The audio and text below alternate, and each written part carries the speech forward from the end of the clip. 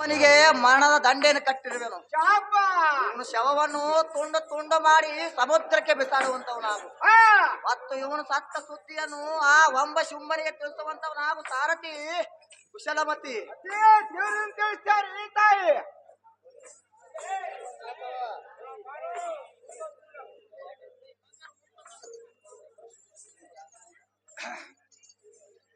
ಓಹೋ ಸುಮ್ಮ ಮಹಾರಾಜರೇ, ನಿಮ್ಮ ತಮ್ಮನಾದ ನಿಸಮ ಮಹಾರಾಜನು ದೇವಿಗಳನ್ನು ಗುಡಾವನ್ನು ವಿದ್ಯವನ್ನು ಆಡಿ ಸತ್ತು ಹೋಗಿದ್ದನು.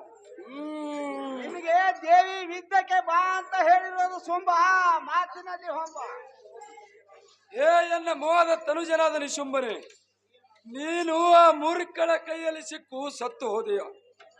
ನಿನ್ನಂಥ ತಮ್ಮನಿಗೆ ನಾನು ಎಲ್ಲಿ ಕಾಣಲಿಲ್ಲ. ಏ ತಮ್ಮ, ಈ ವೇಳೆಯಲ್ಲಿ ಆ ಅಧಮಪ್ಪರ ದೇವಿಯನ್ನು ಏನು ಮಾಡಲಿ? ಶಿವ ಶಿವ, ಈ ದುಃಖವನ್ನು ಯಾರ ಮುಂದೆ ಹೇಳಲಿ? ಎನ್ನ ಬಲಭುಜ ಲೋಪವಾಯ್ತಪ್ಪ ಸಾರಥಿ, ನನ್ನ ತಮ್ಮನ ಮುಖವನ್ನು ತೋರಿಸು.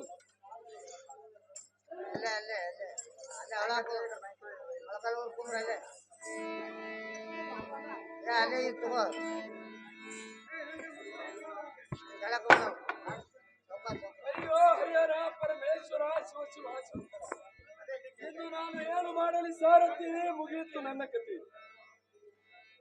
ಅಯ್ಯೋ ದೈವಾದಿಗಳಿಗೆ ಇದರೆಲ್ಲ ನಮ್ಮ ತಾವು ಹೇಳ್ತೀವಿ ಕೇಳುವಂತರಾಗಿ. ಏನ್ ಚೆನ್ನಾಗಿ ಹೇಳ್ತಾನೆ.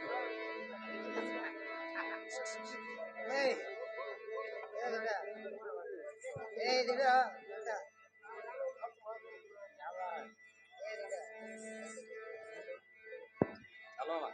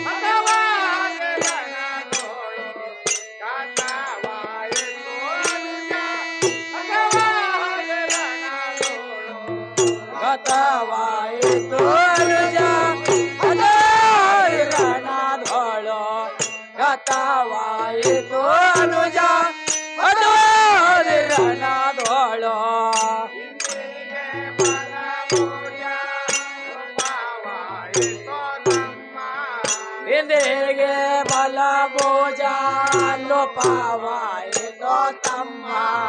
ಇಂದಿಗೆ ಬಲ ಭೋಜ ಲೋಪವಾಯಿತೋ ತಮ್ಮ. ಇಂದಿಗೆ ಬಲ ಭೋಜ ಲೋಪವಾಯಿತೋ ತಮ್ಮ.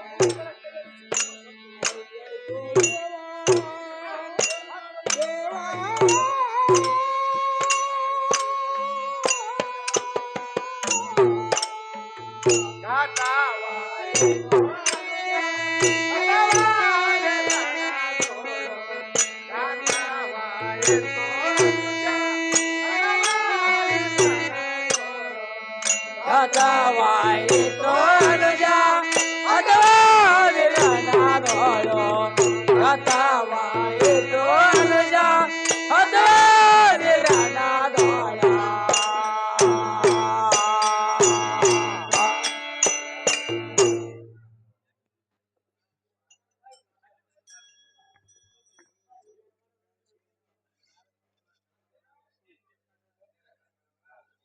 ಹೇ ಎನ್ನ ಮೋಹಾಬ್ದಿ ಹುಣ್ಣಿಮೆ ಚಂದ್ರನಂತೆ ವಿರಾಜಿಸುವ ಎನ್ನ ತಮ್ಮನೇ, ಏಕೆ ಮೌನದಿಂದ ಮಲಗಿರುವೆ?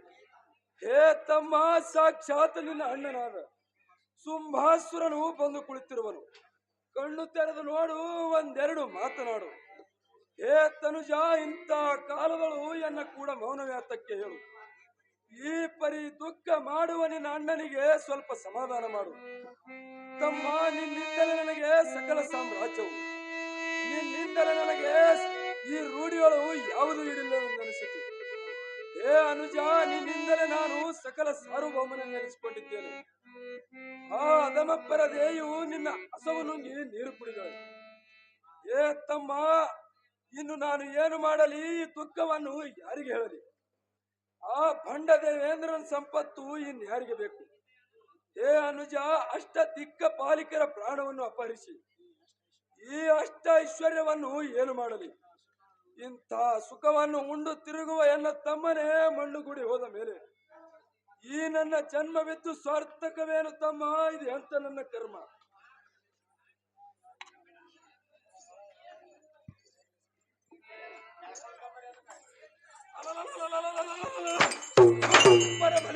ಸಾರಥಿ, ಈ ಮಾರಿಯಂಬ ನಾರಿಯನ್ನು ನೋಡಿದರೆ ಎನ್ನ ಹೊಟ್ಟೆಯಲ್ಲಿರುವ ಕೋಪಾಗ್ನಿಯು ತಗನೆ ಉರಿಯುವುದು. ಪಶುವಿನಂತೆ ಇರುವ ಶಿವನ ರೆಕ್ಕೆಗಳನ್ನು ಕಿತ್ತು ಬಿಡುವುದು. ಆ ಪರಶಕ್ತಿಯ ಸೊಕ್ಕವನ್ನು ಮುರಿದು ಅವಳ ಜೀವವನ್ನು ಎಸಕಿ ಬಿಡುವನು. ಅಲೇ ಸಾರಥಿ, ಅವಳ ಕರಗಳನ್ನು ತೆಗೆದು ಅವನ ದೇವತೆಗೆ ಮಾಲೆಯನ್ನು ಹಾಕಿ ಬಿಡದಿದ್ದರೆ ಬರಬಲಿ ಶುಂಭಾಸುರ ರಾಜನೆಂಬ ಹೆಸರು ಎದ್ದು ಸಾರ್ಥಕವೇನು ಸಾರಥಿ? ಅಲ್ಲಿ ಜಾಗೃತಿ. ಭಂಡಪ್ಪರ ದೇವಿಯೇ, ನಿನ್ನ ಗಂಡನೆಂದರಿಸುವ ಈ ಪುಂಡ ಪ್ರಚಂಡ ಶುಂಭಾಸುರನು ಬಂದಿರುವನು. ಕಣ್ಣು ತೆರೆದು ನೋಡು ನೋಡು ಭಂಡನಾರಿ ಮನೆಯರು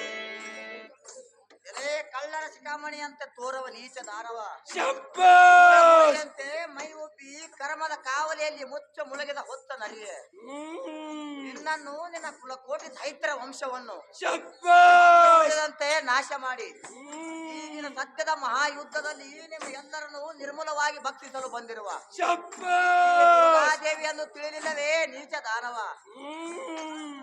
ಎನ್ನ ದಾತಾನುದಾತ ಸ್ವರ್ಗವಾಸಿಯಾದ ದೇವೇಂದ್ರ ಮೊದಲಾದ ಶ್ರೇಷ್ಠ ಸಜ್ಜನ ಸತ್ಪುರುಷರಿಗೆ ಬಂದಂತೆ ಮಾನಭಂಗಗೊಳಿಸಿ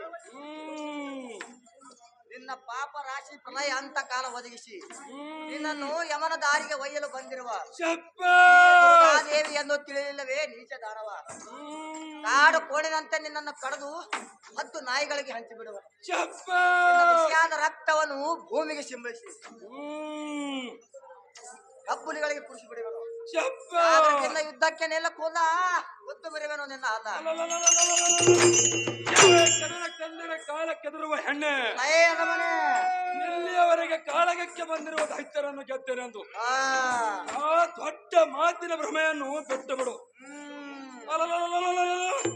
ಸರ್ವ ಜಗತ್ತಿಗೆ ಸಾರ್ವಭೌಮನೆಂದೆನಿಸುವ ಉಂಡ ಪ್ರಚಂಡ ಹಿಂಡ ವೈರಿಗಳ ಗಂಡನದ ಈ ಶುಂಭಾಸುರ ಬಂದಿರುವನು. ಎಲೆ ಸ್ತ್ರೀಯಳೇ, ಈ ಶುಂಭಾಸುರನೇ ನಿನ್ನ ಗಂಡನನ್ನು ತಿಳಿ. ಎಲೆ ಮೂರ್ಖಳೇ, ವ್ಯರ್ಥ ಯಾಕೆ ಸತ್ತು ಹೋಗುವೆ ಎನ್ನ ಕೂಡ ಕಾದಾಡಿ. ಎಲೆ ಸುಂದರಿಯೇ, ವಿಚಾರ ಮಾಡು, ಇಲ್ಲದಿದ್ದರೆ ಎನ್ನ ಕೂಡ ಯುದ್ಧ ಮಾಡು. ನೋಡು ನೋಡು ನಾರಿ,